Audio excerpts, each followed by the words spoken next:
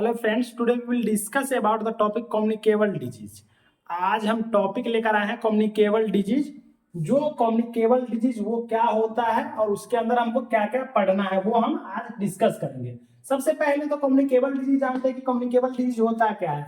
जब one person, ये कोई पर्सन है और ये कोई दूसरा पर्सन है, तो one person to another person disease transfer हो रहा है, या तो ये इन्फेक्टेड है या ये इन्फेक्टेड है, इससे इसमें जा रहा है और इससे इसमें आ रहा है। तो one person to another person जब डिजीज ट्रांसफर होता है उसी को हम कम्युनिकेबल डिजीज बोलते हैं। आप समझ में आ रहा होगा, या तो पर्सन से पर्सन या पर्सन टू एनिमल, कोई एनिमल जानवर है, ये समझ लीजिए जानवर है, कोई जानवर में या जानवर से मनुष्य में, आदमी में, तो वो होता है कम्युनिकेबल डिजीज। अब कम्युनिकेबल डिजीज दोस्तों, कम्युनिकेबल डिजीज में सबसे पहला एक टॉपिक आता है small pox. Small pox CHN का बहुत ही इंपॉर्टेंट टॉपिक है। जो सीएचएन है, कम्युनिटी हेल्थ नर्सिंग, नर्सिंग का एक सब्जेक्ट है, कौन सा, कम्युनिटी हेल्थ नर्सिंग, और एमएसएन, उसमें स्मॉल पॉक्स एक टॉपिक आता है। तो वो हम डिस्कस करते हैं कि स्मॉल पॉक्स होता क्या है आखिर में। तो स्मॉल पॉक्स एक तरह का क्या है, कम्युनिकेबल डिजीज है। और स्मॉल पॉक्स इसको इजिली तरीका से जब हम सीएचएन में पढ़ रहे होते हैं तो ये इपिडेमियोलॉजिकल ट्रेड बनाते हैं। क्या बनाते हैं, epidemiological triad, epidemiological triad, TRAID trade. ये इपिडेमियोलॉजिकल ट्रेड बनाते हैं, इससे इजीली हम उसको वेल एक्सप्लेनेशन भी कर सकते हैं। इतना अगर बना दीजिएगा आप किसी भी एग्जाम में और इसको एक्सप्लेन कर दीजिएगा तो आपको इजीली आंसर मिल जाएगा। ये होता है एजेंट, ये होता है होस्ट, और ये होता है इन्वायरमेंट। तो ये होता है एपिडेमियोलॉजिकल ट्रेड। यही हम ये नहीं बना करके हम डायरेक्ट मेंशन कर दिए। अब स्मॉल पॉक्स, स्मॉल पॉक्स किस चीज से फैलता है, कौन सा एजेंट है, कौन सा कॉजेटिव एजेंट, एजेंट बोलिए तब या कॉजेटिव एजेंट बोलिए तब, कॉजेटिव एजेंट।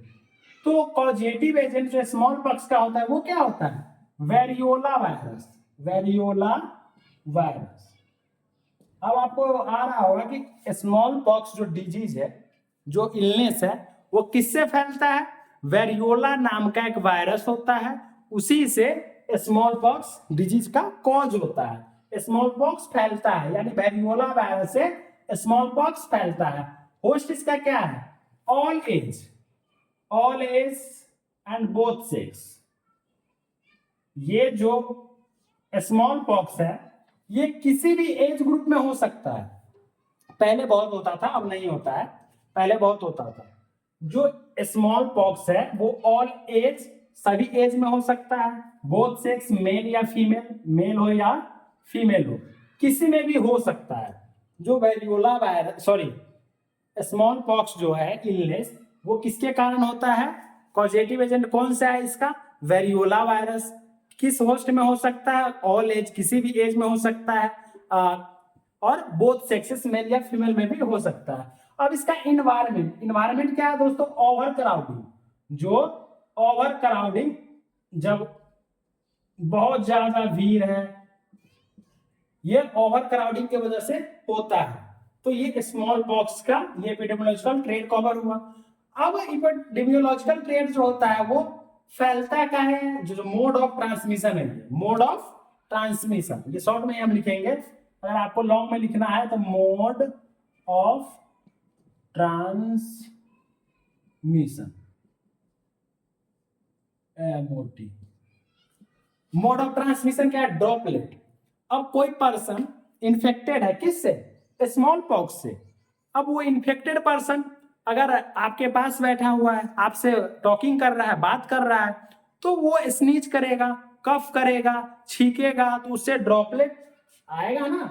चाहे उसका सलाइवा आ गया, सलाइवा, या आप उसके साथ कांटेक्ट में आ गए हुए हैं, तो ये कम्युनिकेबल डिजीज है, क्योंकि कांटेक्ट में जब भी आएंगे तभी तो फैलेगा। तो ये मोड ऑफ ट्रांसमिशन ड्रॉपलेट हुआ इसका। उसके बाद इंक्यूबेशन पीरियड। अब ये डिजीज इंक्यूबेशन पीरियड क्या है इसका, 7 to 17 डेज। जो इसका सिम्टम्स कितने दिनों के अंदर शो हो जाता है? 7 से 17 दिन में शो हो जाता है, उसी को हम इंक्यूबेशन पीरियड बोलते हैं। तो इसका इंक्यूबेशन, स्मॉल पॉक्स का इंक्यूबेशन पीरियड कितना है? 7 से 17 दिन। उसके बाद क्लिनिकल मैनिफेस्टेशन क्या क्या हो सकता है जब स्मॉल पॉक्स है? वोमिटिंग आ सकता है, फीवर हो सकता है, हेडेक हो सकता है, बैकएक हो सकता है, लेथार्जी हो सकता है। उसके बाद इसको ट्रीटमेंट करने के लिए हम एक वैक्सीन का नाम लिखे है, जो एवेंटिस पास्टर नाम का वैक्सीन होता है, वो यूज किया जाता है इसको ट्रीटमेंट के लिए। अगर आप इसका ट्रीटमेंट अगर लिखना स्टार्ट कीजिएगा, ट्रीटमेंट, तो सबसे पहले लिखिएगा early diagnosis and treatment. Early diagnosis and treatment, early diagnosis and treatment. दूसरा नोटिफिकेशन, नोटिफाई करेंगे हम।